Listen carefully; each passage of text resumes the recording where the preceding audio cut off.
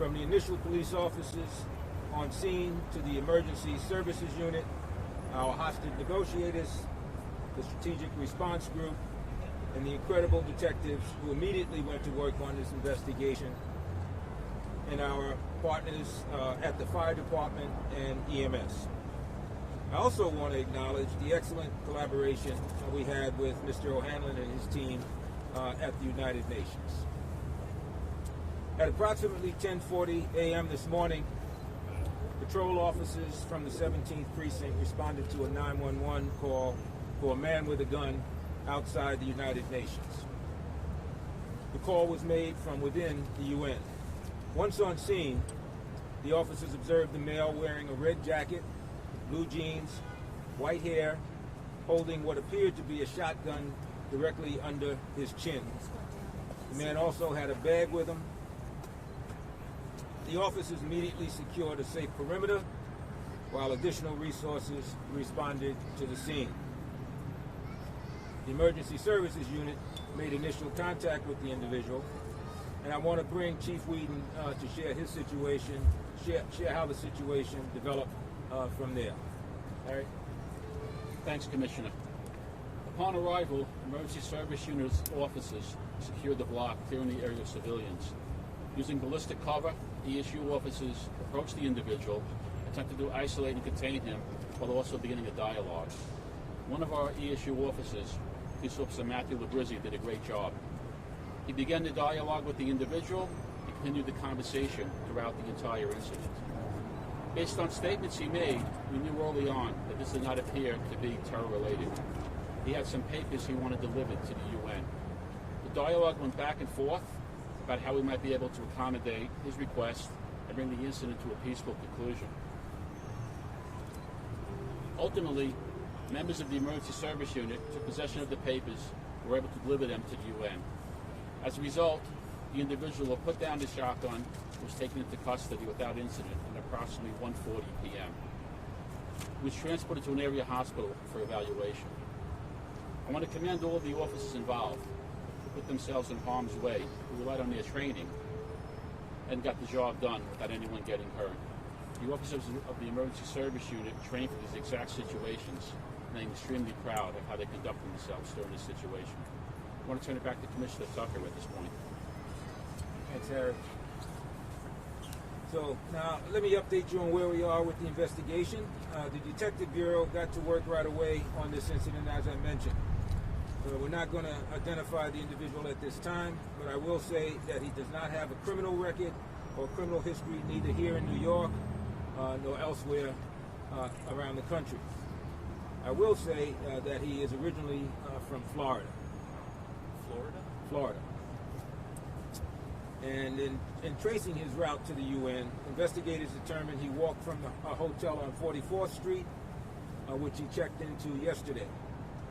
Detectives also learned there was a pickup truck connected to the individual parked outside the hotel. I want to assure everyone that the bomb squad has swept the hotel, has swept his hotel room and the truck.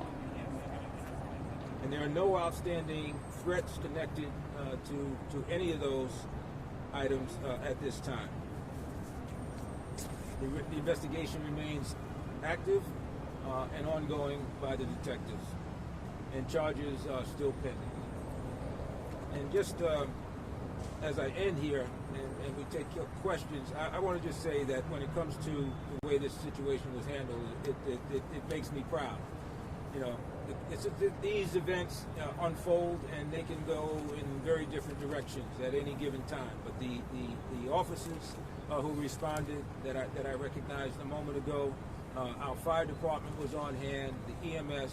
The idea here and our hostage negotiators is to work together and to bring this to the kind of conclusion that we actually were able to get. And so, job well done to the members on scene, Harry and your people. Commissioner Tucker, two questions. First, what's the name of the hotel? Number one. Number two, what was the conversation? What was his issue with the UN? What was included in the papers? What were his concerns and his issues that brought him here to this location? Well, it was the Millennium Hotel, and we can, Harry, maybe talk a little bit about some of the issues. I think why here at the UN, I think it was an opportunity for him to get the attention he needed, and it worked. Okay. But what was the issue? The paperwork, there were a number of documents. They didn't have any specific meaning that was related to anything related to terrorism, but they were medical papers and some other documents. Nothing that told the story. There was no written note from him, so nothing in that regard. Was the gun loaded? Harry? Yes, the gun was loaded. What kind of? The weapon was a shotgun, and it had one round in the shotgun. One shell was in there. How long had he been here in New York? Well, he was checked into the hotel yesterday, so as far as we can tell, he arrived here yesterday. From Florida? From Florida, we believe. Does the suspect has any mental issue? I'm sorry? Does the suspect has any mental issue in the hospital? Was he an EDP? Oh well, I would suggest that it's fair to say that he had some issues, and so we sent him to the hospital for observation. So he didn't want the UN to do anything specific. He wasn't climate change.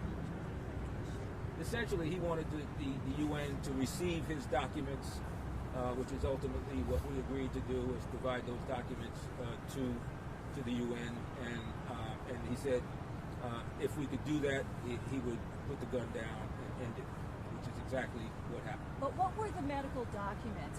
Is he sick? Is somebody in his family sick? Is he trying to save people in another country? Like, what was his issue? Well, we're looking into some of the names and some of the notations in those notes, so we can get some of those answers. We don't have those answers right now. Our detectives are following up, and that's part of the ongoing investigation. So he didn't share that. Commissioner, would you with say guys it's at all? difficult to decipher exactly what his focus was here? Yeah, I think it's difficult. I think it's fair to say that we don't really know. You can't tell that from the documents. And Chief, do you have the make or model of the shotgun? And was it? You said one round. Was it buckshot? Was it birdshot? Was it a slug? It appeared to be a buckshot that was in there. The make and model I don't have. We can get that to you later on. Chief, the officer who spoke to him, was he chosen for a particular reason? And how did he find common ground with the suspect? He's a member of our emergency service unit. Everyone in our emergency service unit is trained in hostage negotiation. We're initially, quite routinely, the first people on a job of this nature where they'll start the negotiations off. They'll be taken over by someone from HNT sometimes later on in the job.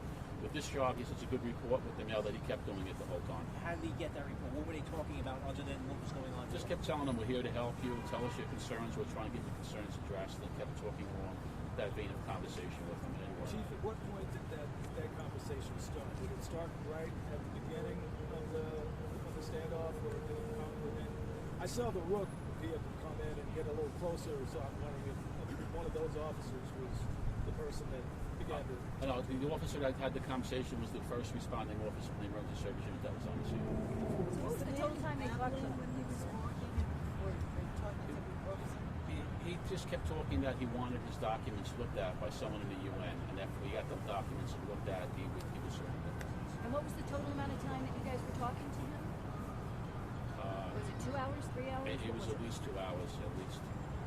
Did he say he was going to kill himself if the papers weren't turned He over? never stated that, but he had the shotgun under his chin at the And whole did he time. threaten police officers? No, he never pointed it towards us. One more right here. Is he arrested? Are there any charges against him? Charges are pending. What Okay, hospital? folks, What folks, hospital? that's all we have right now. Thank you very What much. hospital? Is he at Bellevue? We're not going What to give that. hospital? Thank you.